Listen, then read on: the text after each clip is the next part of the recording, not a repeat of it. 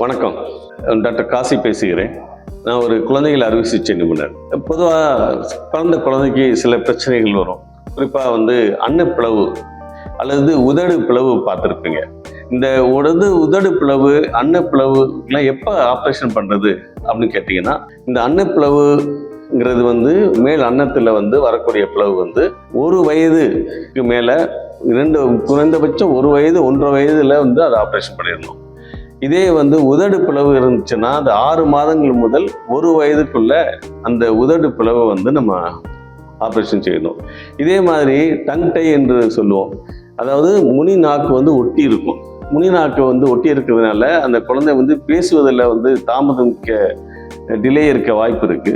இரண்டாவதாக அந்த குழந்தையை முழுங்குவதற்கும் சாப்பிடுவதற்கும் அல்லது உள்ள வாய்க்குள்ள சுத்தம் பண்ணுவதற்கும் கூட அந்த பாதிப்பு ஏற்படும். அதுக்காக அந்த டங் டை என்பதை 1 வயதுல இருந்து 2 வயதுக்குள்ளாக, 1 வயதுங்கிறது ரொம்ப ஐடியல், 1 வயது முதல் 2 வயதுக்குள்ளாக அதை ஆப்ரேஷன் பண்ணிடணும்.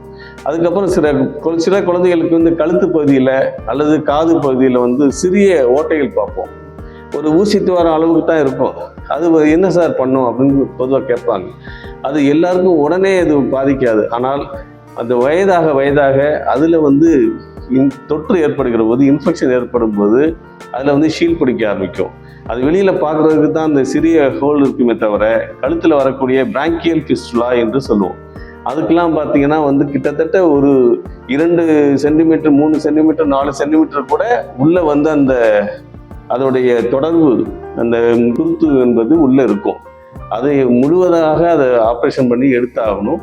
எப்போ அப்படின்னா, தொட்டு இன்ஃபெக்ஷன் வர்றதுக்கு முன்னாடி பண்ணால் நல்ல திருப்பி வராமல் இருக்கும் வாய்ப்பு இருக்கும். நன்றி.